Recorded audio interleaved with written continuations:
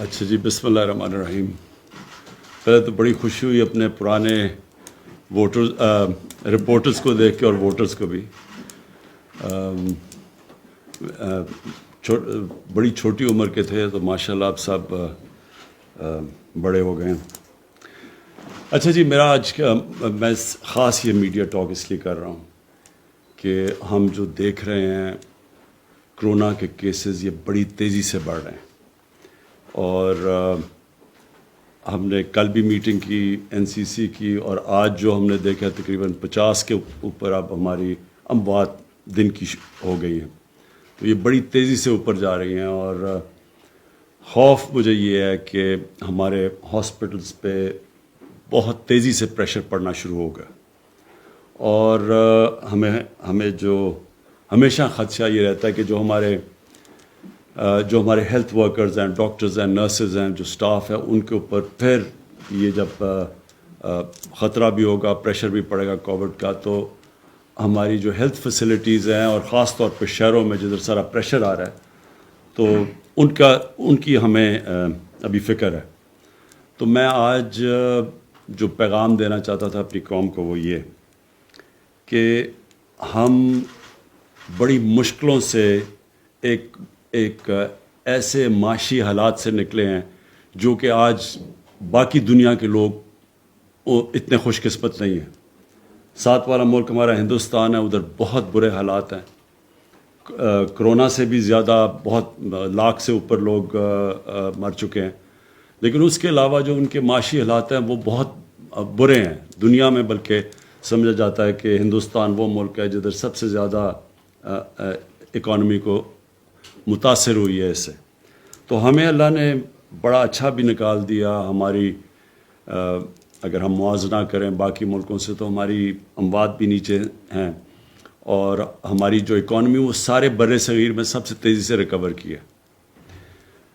لیکن مجھے اب خطرہ یہ ہے کہ یہ جس طرح تیزی سے ہمارے کیسز بڑھ رہے ہیں کہ اس کا اگر ہم نے صحیح معنی اور قوم نے مل کے اس کا صحیح معنی میں ہم نے احتیاط نہ کی، اور اب آگے سامنے ایک بحیثیت قوم ہم نے اس کا مقابلہ نہ کیا، تو ہمارے ہسپتالوں میں پریشر کے علاوہ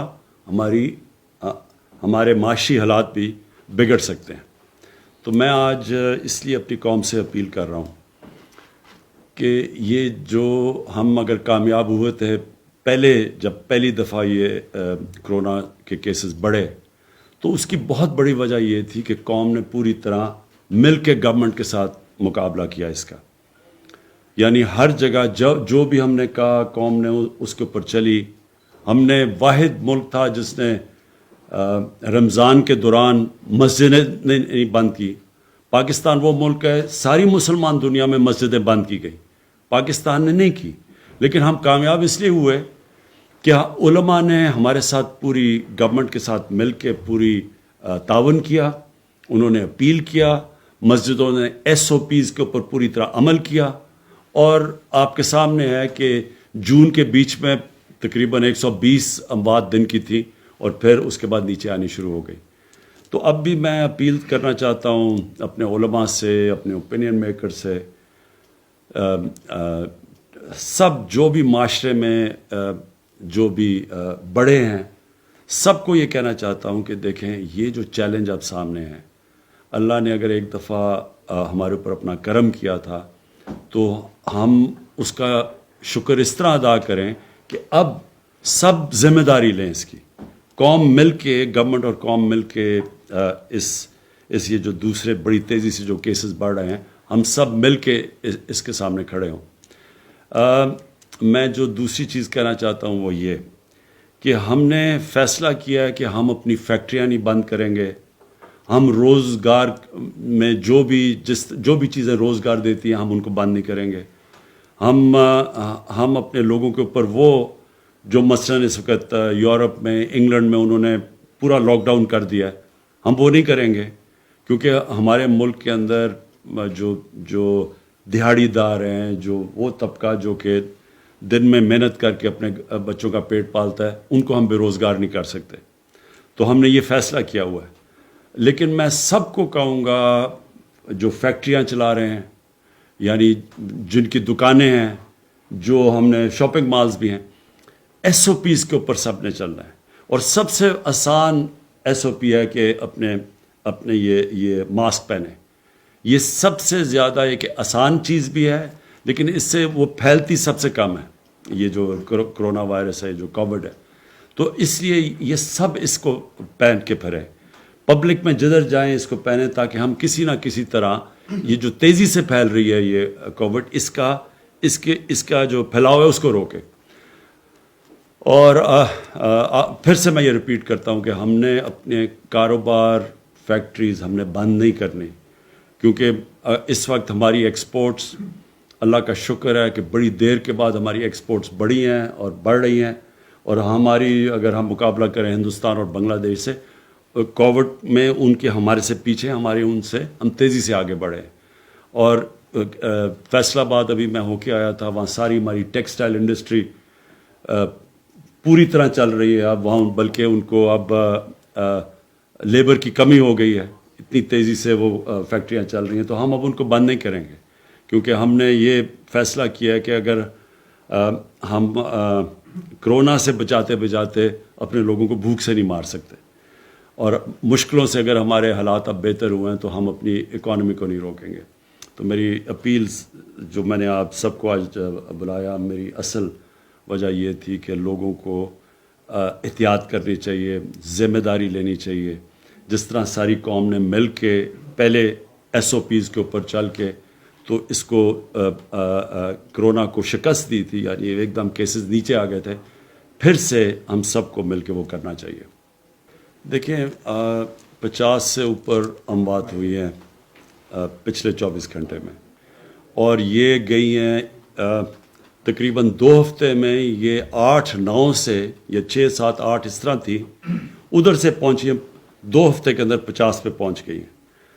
اور اگر یہ احتیاط نہ کی, آپ دیکھتے رہیں گے کیونکہ یہ تو ساری اب ریکارڈڈ ہیں, تو یہ اسی طرح بڑھتی جائیں گی. کوئی بھی ہمیں ایسی چیز نہیں کرنی چاہیے جدھر لوگ جمع ہوتے ہیں. ہمیں پتہ ہے کہ یہ جو کیسے پھیلتی ہے کرونا, جب لوگ قریب جمع ہوتے ہیں اور کلوز کانٹیکٹ کے اندر یہ تیزی سے پھیل جاتی ہے. اس لیے میں نے پہلے بھی اپیل کی تھی, ہم نے اپنا جلسہ پہلے بھی ختم کر دیا تھا. ہم نے یہ فیصلہ کیا تھا کہ اس وقت جب تک یہ ہم اس کے اوپر قابو نہیں پاتے, یعنی نیچے نہیں جاتی کرو, تب تک ہم کوئی پبلک گیدرنگ نہیں کریں گے. اور یہ اس وقت اسلام آباد ہائی کورٹ کا بھی آرڈر ہے, لوگوں کی جانوں کو خطرے میں ڈال رہے ہیں. یہ کوئی فائدہ نہیں ہونا ہے جلد سے جلوس سے, کوئی کسی کو این آر او نہیں ملنے لگا, جتنے مرضی آپ جلد سے جلوس کر لیں, لیکن لوگوں کی جانوں کو خطرے میں ڈال رہے ہیں. اس لیے ہم بالکل اس کی اجازت نہیں دیں گے. پرائم منسٹر صاحب یہ رہنمائی فرمائیے گا کہ آپ کی لاہور میں موجودگی سے استفادہ کرتے ہوئے لاہور سے متعلق ایک سوال کرنا چاہ رہا ہوں کہ پنجاب میں عثمان بزدار کی قیادت میں ہر ہفتے کسی نہ کسی پروجیکٹ کا جو ہے وہ افتتاح ہو رہا ہے, لانچنگ ہو رہی ہے.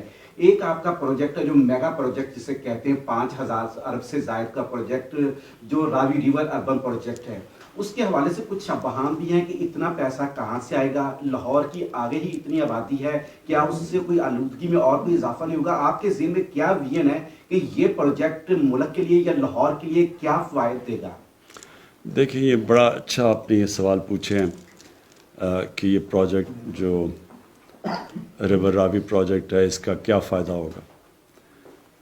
2 پروجیکٹس ہیں اس وقت جو بہت ضروری ہیں پاکستان کے لیے. ایک ہے راوی کا پروجیکٹ, دوسرا ہے کراچی میں جو بنڈل آئلینڈ پروجیکٹ ہے. یہ کیوں ضروری ہے؟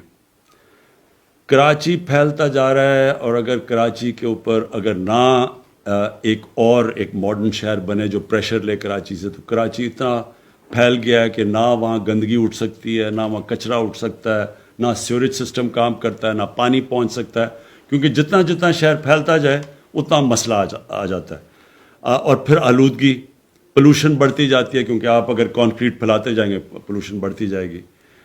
لاہور کا کیا ہے کہ لاہور میں سب سے بڑا مسئلہ آ گیا کہ پانی لاہور کا بالکل نیچے چلا گیا, اور جس ریٹ پہ لاہور پھیلا ہے, لاہور ہم پچھلے 20 سال میں 1.5 گنا زیادہ بڑھ گیا جو لاہور 20 سال پہلے تھا اور آج. اور پچھلے 20 سال میں لاہور کے جو درخت ہیں وہ 70% کم ہو گئے ہیں, جو گرین کور ہے وہ کم ہو گئے, جس کی وجہ سے آلودگی بڑھ گئی ہے اور یہ بہت بڑا ایشو بن گیا لاہور میں.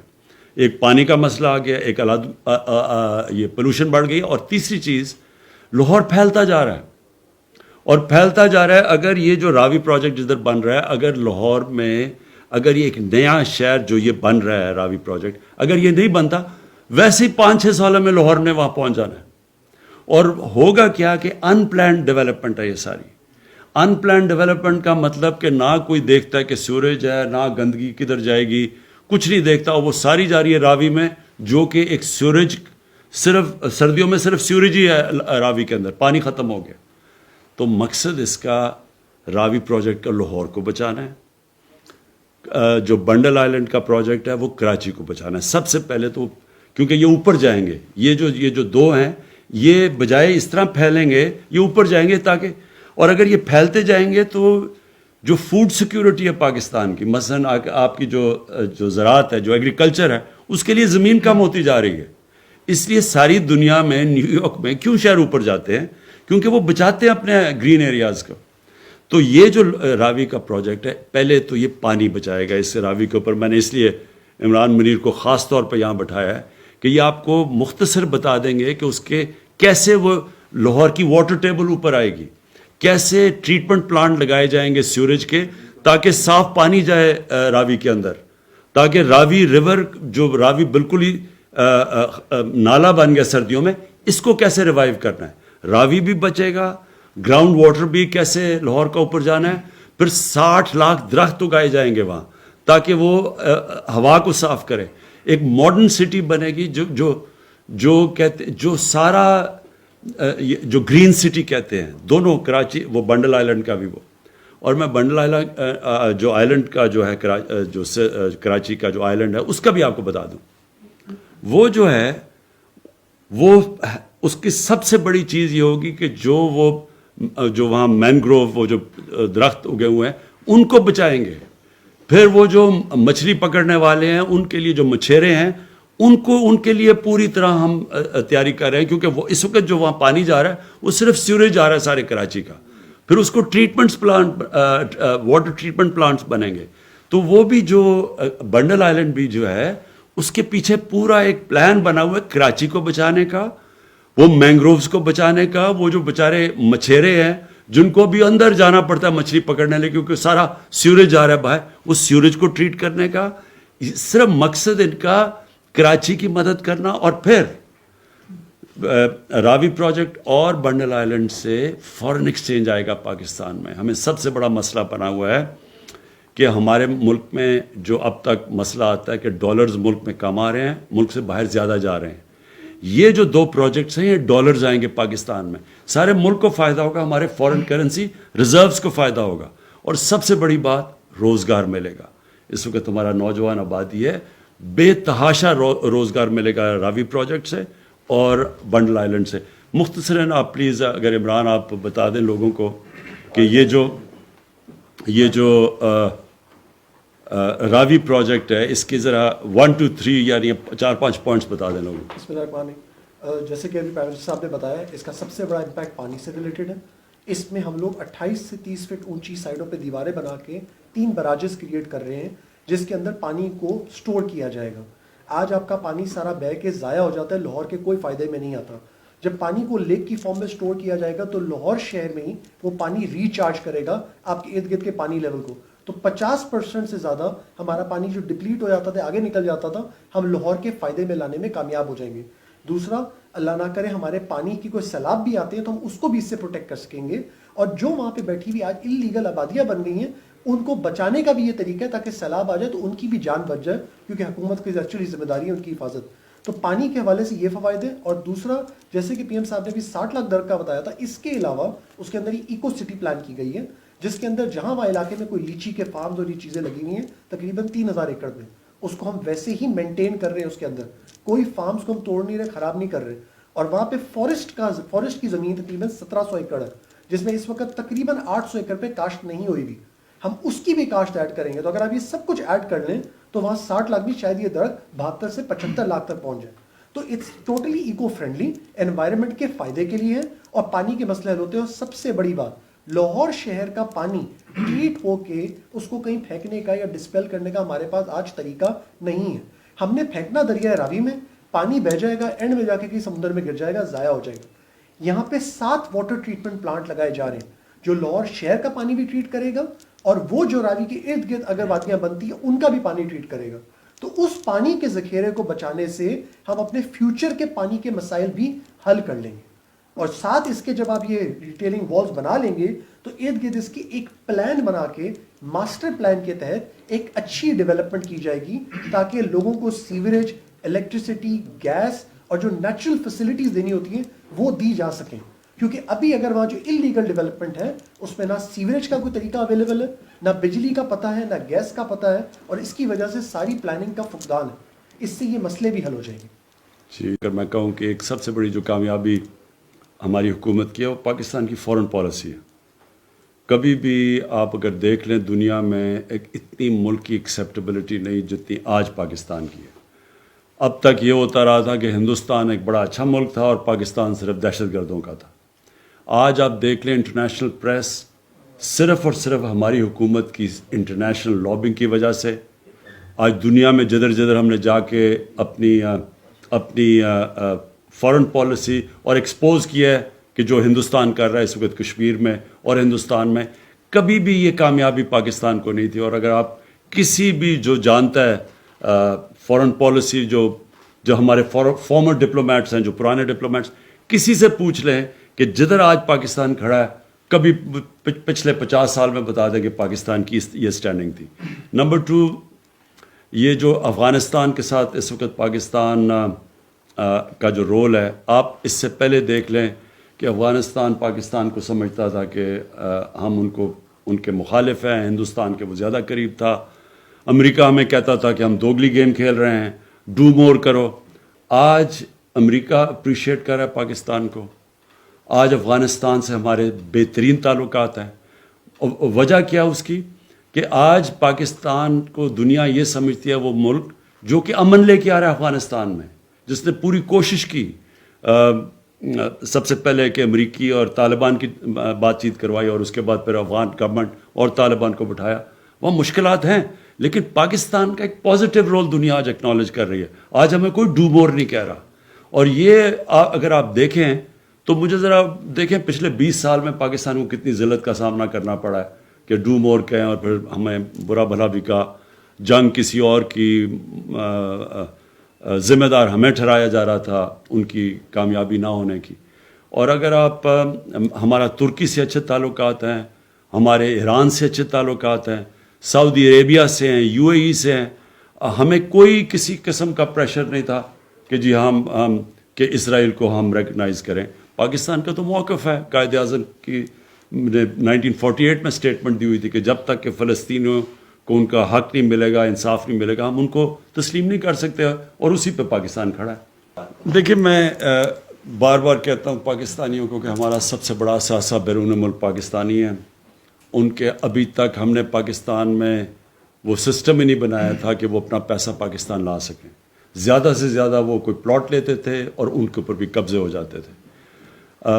ایک تو یہ جو 2 بڑے پروجیکٹس ہیں ان کے اندر انشاءاللہ جو میں جانتا ہوں بہت زیادہ انٹرسٹ ہے اوورسیز پاکستانیز کا، جس کی وجہ سے ڈالرز آئیں گے پاکستان میں، جس کی وجہ سے ہمارے فارن ایکسچینج ریزروز اوپر جائیں گے. لیکن جو دوسری بات کی آپ نے قبضوں کی، ہمیں پوری طرح ہم اب قبضہ گروپس کے پیچھے جا رہے ہیں. پنجاب میں خاص طور پہ ایک عثمان بزدار نے پوری ایک ان کی ٹیم سارے بڑے بڑے قبضہ گروپ کے پیچھے جا رہے ہیں. ابھی آپ کو لاہور کے قبضہ گروپ کی آوازیں سنیں گے، ابھی آپ چیخوں کی آوازیں سنیں گے، اور اس کے بعد بڑے بڑے قبضہ گروپ، اور یہ سارے ملے ہوئے تھے. ہم نے پوری طرح تفتیش کر کے یہاں تک پہنچے ہیں کہ قبضہ گروپس کو پولیٹیکل پارٹیز ان کو بیک کر رہی تھیں، یہ ان کے لیے پیسے اکٹھے کر کے دیتے تھے، یہ ان کے جلسے کراتے تھے، ان کو الیکشن میں پیسے دیتے تھے. اس کے بعد وہ ان کو پوری کوئی ایڈمنسٹریشن ان کو ہاتھ نہیں لگاتی تھی. پرائم گورنمنٹ کی زمینوں کے اوپر انہوں نے قبضے کیے ہوئے ہیں. کئی پولیٹیشنز نے بڑے بڑے پلازا بنائے ہوئے ہیں، گورنمنٹ کی اربوں روپے کی زمینوں کے اوپر پلازے بنائے ہوئے ہیں. ان سب کے پیچھے ہم جا رہے ہیں اور ہم ایک پوری چیف سیکرٹری کے ساتھ ہم نے پورا ایک پروگرام بنایا ہوا ہے کہ ایک پوری اب ٹیم بنے گی. یہ جو سوسائٹیز کے اندر یہ قبضہ گروپ بیٹھے ہوئے ہیں جو کہ دیکھ لیتے ہیں کہ اچھا جی اوورسیز پاکستانی ہیں, وہ یہاں ہے نہیں, وہ نہیں ہوتے تو ان کی زمینیں قبضہ, اس کے اوپر آپ پورا پلان کر رہے ہیں. تو آپ لاہور میں بیٹھے ہیں, آپ دیکھیں گے بہت بڑا ایکشن ہونے والا ہے ان کے اوپر. شروع ہو گیا ہے لیکن ابھی تو 5% شروع ہوا ہے. یہ آپ دیکھیں گے کہ ہم ایک قبضہ گروپ کے پیچھے جا رہے ہیں. مہنگائی کا تو میں یہ کہہ دوں کہ ہمیں ایک تو شوگر مافیا, وہ تو اب کمپٹیشن کمیشن نے بتا دیا کہ یہ ملک کے مونوپلیز بناتے ہیں اور پھر یہ ملک کے قیمتیں بڑھا دیتی ہیں چینی کی. تو اس کے اوپر تو آپ دیکھ رہے ہیں کہ چینی کی بھی اب قیمتیں نیچے آنی شروع ہو گئی ہیں, اور اس کے اندر گورنمنٹ نے امپورٹ کی چیز سستی چینی لے کے آئی.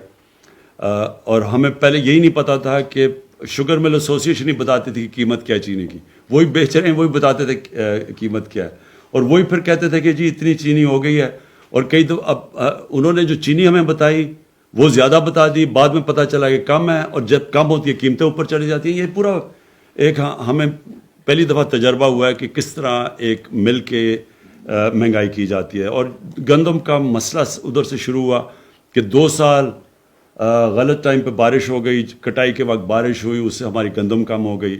جب گندم کم ہوئی تو اس کی قیمت اوپر چلے گی, اور ہمیں اسیسمنٹس دی گئی وہ غلط دی گئی فوڈ سیکورٹی کی طرف سے, اور پھر جو ہم نے امپورٹ کی وہ تھوڑی لیٹ ہو گئی جس کی وجہ سے قیمت اوپر چلی گئی. لیکن ایک منٹ ٹھہر جائیں. لیکن جو آپ نے بات کی نا, اس کے علاوہ 2 بڑے مسئلے تھے پاکستان کے. ایک فسکل ڈیفیسٹ یعنی آمدنی اور خرچے میں کمی, دوسری کرنٹ اکاؤنٹ ڈیفیسٹ یعنی کہ پاکستان کی تاریخ کا جو ٹریڈ ڈیفیسٹ یعنی امپورٹس اور ایکسپورٹس کے اندر $40 ارب کا خسارہ تھا.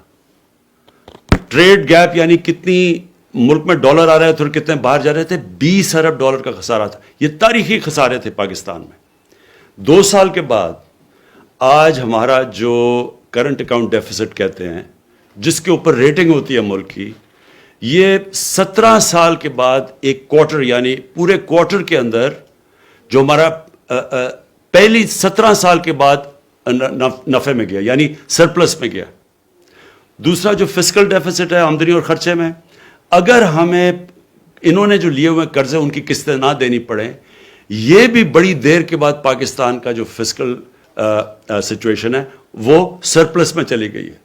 پرائمری ڈیفیسٹ پرائمری سرپلس جو کہتے ہیں, وہ پہلی دفعہ پرائمری سرپلس ہوا ہے پاکستان میں بڑی دنوں کے بعد. یعنی اگر ہمیں قرضوں کی قسطیں نہ دینی پڑیں تو ہمارے جو اس وقت آمدنی ہے وہ خرچوں سے زیادہ ہے. پہلی چیز یہ جو ڈالر ہے, ہم کوئی پیسہ نہیں خرچ کر رہے, ڈالر اپنی نیچرل ریٹ کے اوپر مارکیٹ ریٹ کے اوپر آیا اور تھوڑا بڑھ بھی رہا تھا, اور انشاءاللہ یہ اب ڈالر آپ دیکھیں گے کہ مضبوط بھی ہوگا, کیونکہ جب آپ کا سرپلس کرنٹ اکاؤنٹ سرپلس ہو جاتا ہے تو سیدھا آپ کی کرنسی مضبوط ہو جاتی ہے.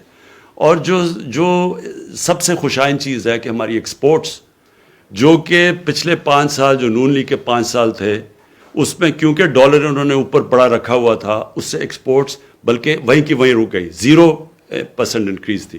یہ اب بڑی دیر کے بعد پاکستان کی ایکسپورٹس ٹھیک ہو رہی ہے. تو ہر طرف معاشی طور پہ پاکستان صحیح راستے پہ. یہ نہیں کہ ابھی مسئلے نہیں, کیونکہ ہمیں سب سے بڑا مسئلہ پڑا ہوا ہے کہ اتنا بڑا قرضے چھوڑ کے گئے ہیں, ان کا سود ہمارے اوپر پڑا ہوا ہے. لیکن جو اس وقت اکانومی ہے, اگر آپ چھوڑیں پاکستانی کیا کہتے ہیں, آپ انٹرنیشنل ایجنسیز دیکھ لیں تو ان سب کے اندر ہماری اکانومی آج پازیٹیو راستے پہ ہے. Thank you.